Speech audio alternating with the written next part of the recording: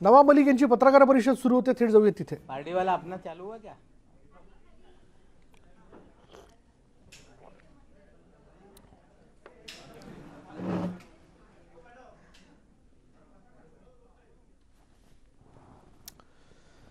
नवाब मलिक यांची पत्रकार परिषद सुरू होते, बघूयात या पत्रकार परिषदेत नेमकं नवाब मलिक काय माहिती देत आहेत किंवा जे काही आरोप आतापर्यंत झालेले आहेत त्या आरोपांना काही ते उत्तर देतात का की काही नवीन माहिती ते देऊ करतायत हे बघावं लागणार आहे। पण अर्थात नवाब मलिक या पत्रकार परिषदेत काय बोलतात याकडे सगळ्यांचं लक्ष आहे आणि त्या सगळ्या पत्रकार परिषदेतल्या हालचाली आपण बघतोय। सगळे पत्रकार उपस्थित आहेत।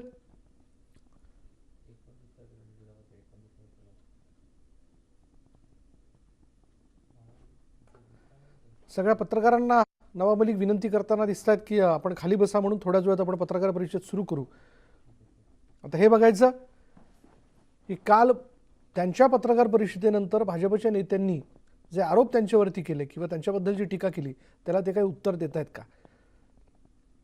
एवढ्यात नवाब मलिक यांना अमृता फडणवीस यांनी नोटीस पाठवलेली आहे।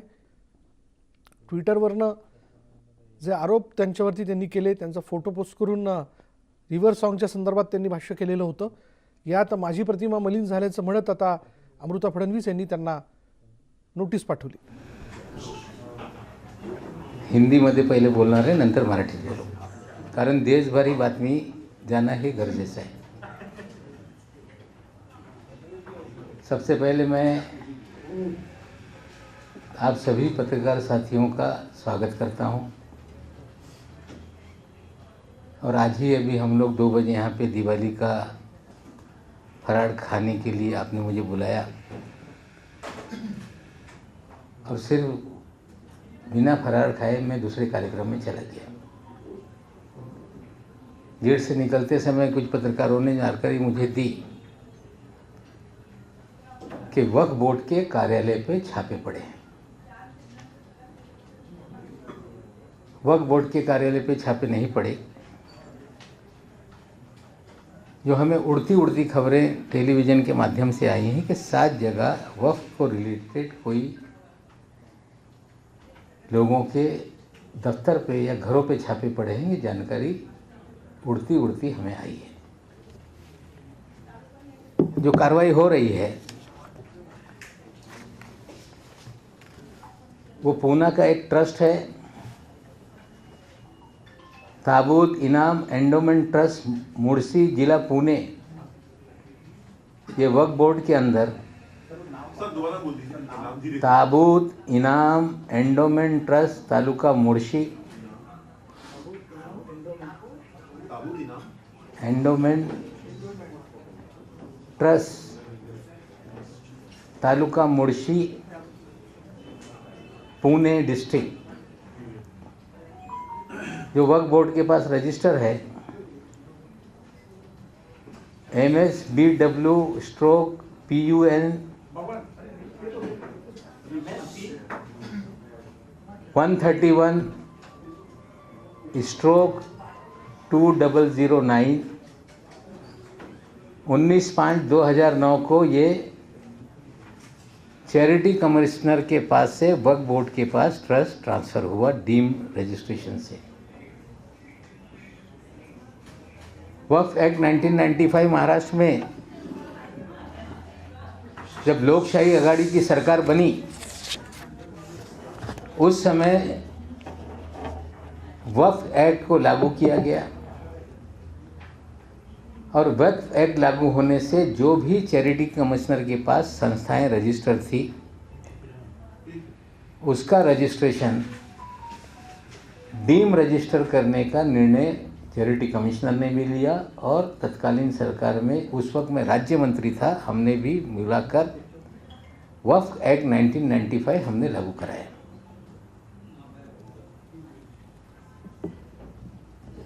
और जो छापेमारी हो रही है जिसकी खबरें आ रही हैं, कुछ चैनल वालों ने चला दिया कि नवाब मलिक के घर तक ईडी पहुंच जाएगी। बता के आएंगे तो स्वागत भी करेंगे, लेकिन जो छापेमारी हो रही है ताबूत इनाम एंडोमेंट ट्रस्ट को लेकर, जिसमें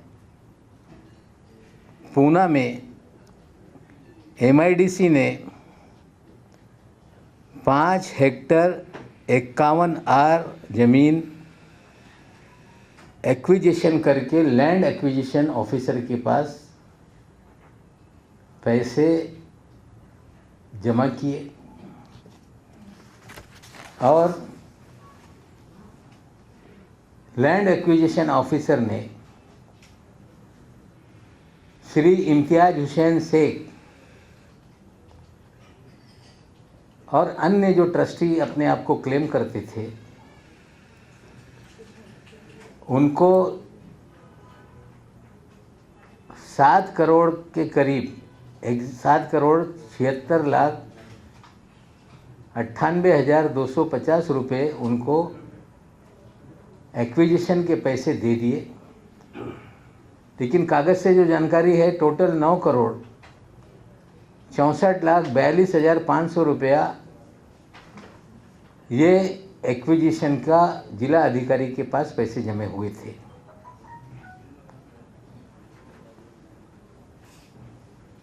जो एक बनावट कागज पत्र के आधार पर 30/12/2020 का कागज इस्तेमाल करके 7 करोड़ 76,98,250 रुपये ये उन्होंने अपने अकाउंट में लेने का काम किया। उसके बाद वक्फ बोर्ड को जानकारी मिलने के बाद कि जो NOC उन्होंने में दाखिल की है, जो हमारे चीफ एग्जीक्यूटिव ऑफिसर हैं श्री अनीश शेख, उन्होंने जो पूना डिवीज़न के जॉइंट CEO हैं श्री खुशरू, उनके माध्यम से 13 अगस्त 2021 को पूना के बंड गार्डन पुलिस स्टेशन में एक FIR दर्ज कराया। FIR दर्ज करने के बाद 5 लोगों की गिरफ्तारी हुई, जिसमें पहला नाम है चांद रमजान मुलानी, दूसरा नाम है इम्तियाज मोहम्मद हुसैन शेख, तीसरा आरोपी है एडवोकेट कलीम सैयद, एक राजगुरु नाम का व्यक्ति है और एक कामड़े नाम का व्यक्ति। इनकी पुणे पुलिस ने गिरफ्तारी की। थोड़ा सा अधिक जानकारी इसमें दे दूं कि जब हमारे खुशरू जो वहाँ के डिविजनल वक्फ ऑफिसर हैं वो पुलिस स्टेशन गए अगस्त में, तो पुलिस ने कंप्लेंट लिखने में कुछ कोताही कर रहे थे। मुझे चीफ ऑफिसर ने फ़ोन किया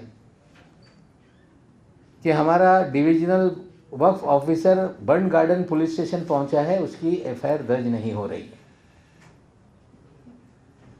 जो अमिताभ गुप्ता जी कमिश्नर हैं पूना के, उन्हें मैंने फ़ोन किया और बाद में CO साहब का फ़ोन आया कि 1 घंटे के भीतर बुलाया गया है और FIR दर्ज किया गया। पुलिसिया जांच चल रही है। 3 लोगों को उसमें बेल हुआ है, 2 लोग अभी भी पुलिस की कस्टडी में है, पुलिस जांच कर रही है। मैं आपको बता दूं कि मेरे माइनॉरिटी डिपार्टमेंट के चार्ज लेने के बाद वक्फ डिपार्टमेंट की जो हम मिनिस्टर हैं, वक्फ एक्ट के तहत बोर्ड ये पूरी तरह से वक्फ एक्ट के तहत काम करने के लिए उन्हें आज़ादी है। अगर कोई हमारे पास कंप्लेंट आती है उसकी जांच हम बिठा सकते हैं। और महाराष्ट्र के इतिहास में पहली बार 10 वक्फ बोर्ड के मेंबरों की नियुक्ति हुई, जिसमें 2 मेंबर ऑफ पार्लियामेंट की नियुक्ति की गई। चुनाव के जरिए 2 विधायकों को वहाँ पे नियुक्त होना था, उसमें से एक विधायक का फॉर्म आया, उसकी नियुक्ति की गई। मुतवल्ली कोटे से 2 नियुक्तियां हुई, एक की उसमें देहांत हो गया, उसका भी चुनाव होने वाला है। एक एमएलए की सीट खाली है, उसका भी चुनावी प्रोसेस शुरू है। पहली बार महाराष्ट्र के इतिहास में फुल फ्लैज बोर्ड बना है। 26 तारीख के दिन चेयरमैन का भी इलेक्शन डिक्लेयर किया गया है और चुनाव के जरिए नया चेयरमैन आएगा। पहली बार महाराष्ट्र के इतिहास में जब से वक्फ बोर्ड महाराष्ट्र का बना, परमानेंट सीईओ वहां पे कोई अपॉइंट नहीं हो पाया था। हर बार एडिशनल चार्ज में सीईओ वहां पे काम करते थे। पहली बार महाराष्ट्र में 2 साल के लिए परमानेंट सीईओ की अपॉइंटमेंट हम लोगों ने की है। साथ ही साथ लगातार हमारे पास कंप्लेंट आती रही और हमने बोर्ड को, सारी सीईओ साहब को कंप्लेंट फॉरवर्ड की। कुछ डायरेक्ट कंप्लेंट उन्हें मिलती रही और बोर्ड ने इस साल भर में 7 एफआईआर दर्ज करने का काम किया है। एक एफआईआर है ताबूत एंडोमेंट ट्रस्ट जिला पुणे का, दूसरा एफआईआर है जुम्मा मस्जिद बदलापुर जिला ठाणे, तीसरा एफआईआर है दरगाह मस्जिद गैबी पीर चिंचपुर आष्टी जिला बीड़, चौथा एफआईआर है मस्जिद देवी नीमगांव तालुका आष्टी जिला बीड़, पांचवा एफआईआर है दुर्गा बुरहान शाह ईदगाह जिंतूर रोड परभनी, छठा एफआईआर है मस्जिद छोटा पंजतन परतपुर जिला जालना, सातवां एफआईआर है दरगाह नूरुल हुदा मस्जिद कब्रस्तान दिल्ली गेट औरंगाबाद। और आपको जानकारी दे दूं कि इन 7 एफआईआर में बहुत सारी गिरफ्तारियां हुई। डिटेल अभी मैं दे नहीं पाऊंगा आपको, हम डिटेल एफआईआर डिपार्टमेंट को कहेंगे कि आप लोगों को दें। लेकिन आष्टी के मामले में एक डेप्यूटी कलेक्टर श्री शेड़के की भी गिरफ्तारी हुई है। जब से ये डिपार्टमेंट मेरे पास आया, वक्फ बोर्ड में क्लीन अप का अभियान हमने शुरू किया है।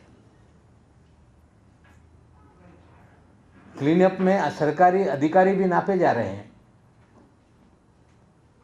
और क्लीन अप में कुछ बोर्ड के पुराने मेंबर हैं, वो भी नापे जाएंगे। पूरी तरह से पारदर्शक तरीके से बोर्ड का कामकाज हो, ये पिछले हमारे चार्ज लेने के बाद हमने पूरी कवायद शुरू की। वक्फ बोर्ड की मीटिंग 7-7 महीने होती नहीं थी। कोई चेयरमैन रहता था, वक्फ ऑफिसर मिलके अपना क्या काम करते थे किसी को पता नहीं चलता था। कोई एनओसी इशू हो गई तो बोलते हैं ये बोगस एनओसी है। हमने निर्णय लिया कि पूरा वक्फ बोर्ड का कामकाज ऑनलाइन सिस्टम से चलेगा। जो आईटी डिपार्टमेंट है महाराष्ट्र का, उसको पैसे दिए गए हैं पूरी तरह से, उन्होंने पोर्टल तैयार कर लिया है। आगामी दिनों में रजिस्ट्रेशन हो, चेंज रिपोर्ट हो, जो भी पैसे भरना है, किसी को लीज पे देना है, सारे काम को डिजिटली करने का निर्णय हमने लिया। बोर्ड से कहा है, सरकार उसमें पैसा दे रही है और डिजिटल सिस्टम से पूरा वक्फ बोर्ड का ट्रांसपेरेंट कामकाज हो, इस तरह की व्यवस्था हमने बनाई। साथ ही साथ बहुत पुराने कागजात हैं, पुराने दिनों में बहुत सारी फाइलें निकाल के लोगों ने जला भी दी। एक और निर्णय हमने लिया है कि बोर्ड के जितने दस्तावेज हैं उसको स्कैन करके उसको प्रिजर्व करने का काम हम लोगों ने किया है। आज ईडी आई है, हम उसका स्वागत करते हैं। एक एंडोमेंट ताबूत ट्रस्ट नहीं, मैं ईडी के लोगों को 30,000 जो भी वक्फ की संस्थाएं हमारे यहाँ रजिस्टर हैं, मैं उनसे विनती करूँगा कि 30,000 संस्थाओं की आप जांच करें। हमारे क्लीन अप अभियान में ईडी का सहयोग मिल रहा है, हम उसका स्वागत करते हैं।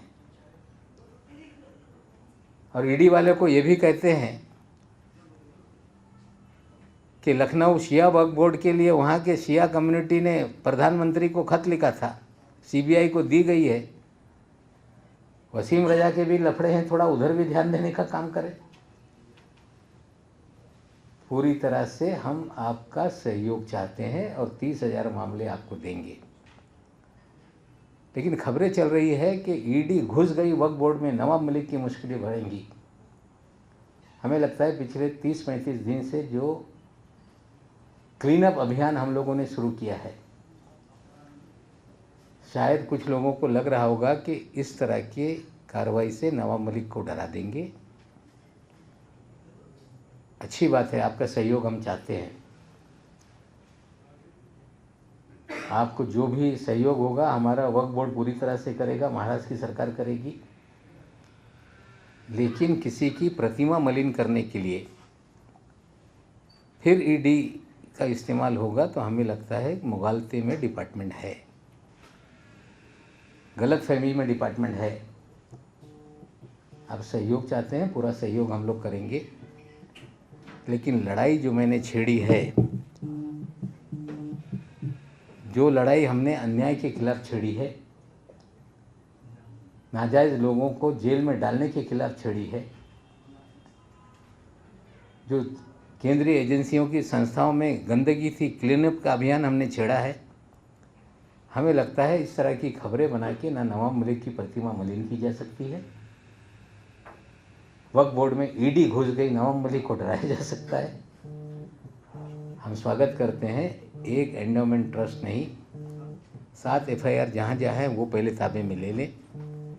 और जितनी वक्फ की संस्थाएं हमारे यहाँ रजिस्टर है, हम मांग करते हैं कि ईडी सभी संस्थाओं की जांच करे ताकि जो क्लीनअप अभियान हमने चलाया है उसमें आपका सहयोग मिले। धन्यवाद। काय प्रश्न आहे? आज 2 वाजता काही मी इथे फरार करायला आल्यानंतर काही पत्रकार मला भेटले बाहेर आणि त्यांनी सांगितलं की ईडीची छापेमारी वक्फ बोर्डाच्या ऑफिसमध्ये सुरू झालेली आहे। आणि मी काही बातमी ऑनलाईन पाहिली, त्या बातम्यामध्ये असं होता की आता ईडी वक्फ बोर्डमध्ये घुसली, नवाब मलिकच्या अडचणी वाढणार आहे। आपल्याला मी सांगू इच्छितो की मुळशी तालुक्यातला ताबूत एंडोमेंट ट्रस्ट पुणे येथे एक भूसंपादन जे MIDCने केला होता, 5 हेक्टर 51 आर, त्याच्या बनावट कागदपत्राच्या आधारावर जवळपास 7,76,98,250 रुपये चांद रमजान मुलानी, इम्तियाज मोहम्मद हुसैन या इस्मानी स्वतःच्या अकाउंटमध्ये पैसे घेतले होते। वक्फ बोर्डाला ही माहिती मिळाल्यानंतर वक्फ बोर्डाचे chief executive officer Shri Anish Shaikh यांनी 13 ऑगस्ट 2021 रोजी पत्राद्वारे बंड गार्डन पोलीस स्टेशनमध्ये तक्रार करण्यासाठी जे डिव्हिजनल वक्फ ऑफिसर आहे श्री खुशरू यांना लेखी तक्रार घेऊन पाठवलं होतं। बंड गार्डन पोलीस स्टेशनने ती तक्रार घेतली नाही। त्या दिवशी संध्याकाळी तेव्हाच मला अनीश शेख यांचा फोन आल्यानंतर मी अमिताभ गुप्ता यांना फोन करून सांगितलं की गंभीर विषय आहे, तात्काळ तक्रार दाखल करा।